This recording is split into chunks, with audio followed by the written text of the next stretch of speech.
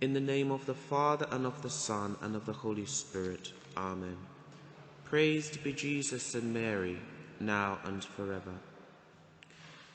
Dear brothers and sisters, in this, the 15th Sunday after Pentecost, Jesus has pity on the mother of a young man who died, who was the only son of his mother.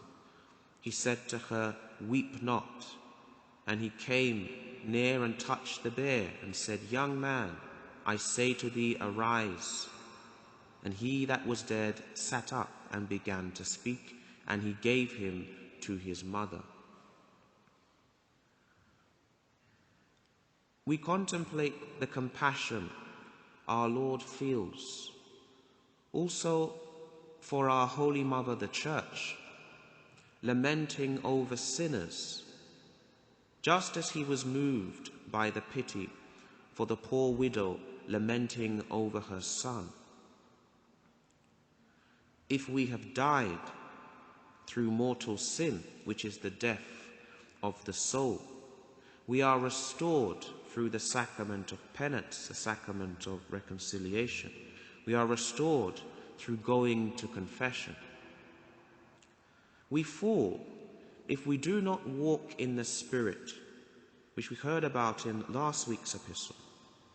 Walking in the Spirit will present us from the works of the flesh.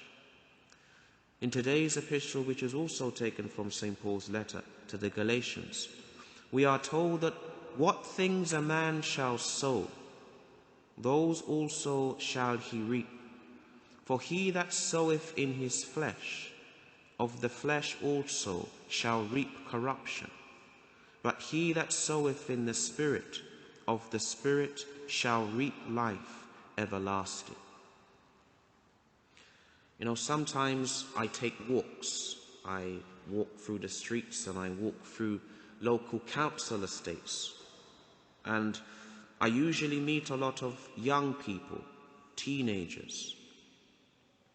Usually they have a certain lifestyle. Unfortunately, they usually give free rein to their passions and do nothing to control themselves. And I've taken also walks here in Portsmouth, through North End and through the council estates of Buckland, which is said to be a very rough part of Portsmouth. What about our Catholic youth? It's common in our church today that not too long after having received the sacrament of confirmation, our young people stop going to Mass, no longer receive the sacraments. What is going on? I remember once hearing a homily preached in Italy. The preacher spoke about a plan to make people lose the faith. And he said the effect of this plan would happen in certain stages. And he spoke about it quite simply, saying that it was a plan to spread atheism and to make people also lose the faith. And these were the stages that were laid out. Lose the purity, lose the faith, lose God. It was very simple. That's probably one of the most common causes for our young people losing the faith, a lack of chastity.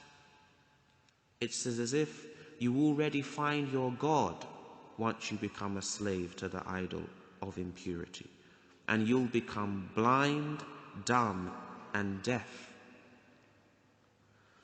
But God has not abandoned teenagers, as if he's not aware of the trials they go through. He knows them better than we do. He knows what happens to them when they reach a certain age.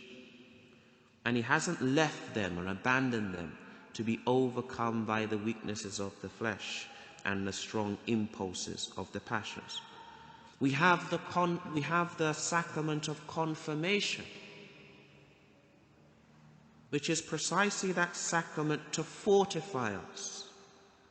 And it is at that very difficult age that they receive the sacrament of confirmation, which is this spiritual strength imparted to the faithful through the Holy Spirit, and they are equipped for battle. The Catechism of the Council of Trent tells us that by means of this sacrament they become stronger to resist all the assaults of the world, the flesh, and the devil. So I wanted to use today's gospel. I wanted to take this opportunity to spread this awareness that we need to pray for young Catholics. Many times when they reach a certain age, they completely lose interest in the faith, and they do not walk in the Spirit, but they walk in the ways of the world. Now, how many young people Jesus wanted to bring back to life again, like he brought back to life the only son of the mother in today's gospel? How much he wants to bring them back to life, restoring their souls to a life of sanctifying grace, to return them, just as he returned the son to the mother in today's gospel, returning them to Holy Mother the Church.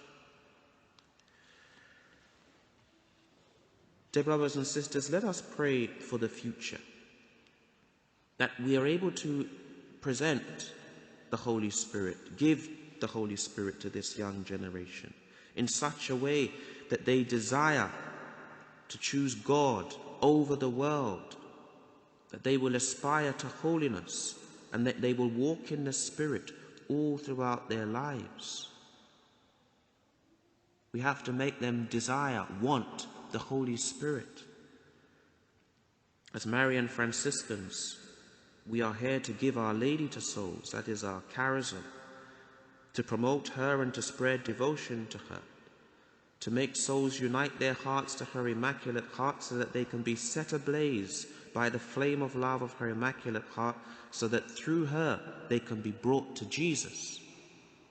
But let us remember the Blessed Virgin Mary is also the spouse of the Holy Spirit, and she wants to bring souls to her spouse. She wants to bring souls to the Paraclete, and in her Immaculate Heart they will find the fruits of the Holy Spirit, which we heard about in last week's epistle. The fruits of the Holy Spirit are charity, joy, peace, patience, benignity, goodness, longanimity, mildness, faith, modesty, continency, chastity. We can save our young, dear brothers and sisters, if we give to them the Immaculate Heart of Mary, and we place in their hands the Holy Rosary, which is a sword which will defend and protect them. And finally, I'd like to conclude with one more proposal: devotion to Saint Joseph in this year dedicated to Saint Joseph. Let us turn to him and entrust our young to his most chaste heart. Let us give to souls also Saint Joseph, for in him they have a father, they have a protector, and they have a sublime model of a soul who is full of the Holy Spirit, who can help them to walk in the Spirit. So, dear brothers and sisters, let us pray for this generation, that they can be restored to a life of grace, they can return to the sacraments, and we can't be complacent. How many young people you meet out there in their 20s who don't go to church, who say, I used to be an altar server, I used to serve the Mass, but I no longer go to Mass. So let us entrust them to the hearts of Jesus, Mary, and Joseph. Amen. In the name of the Father, and of the Son, and of the Holy Spirit.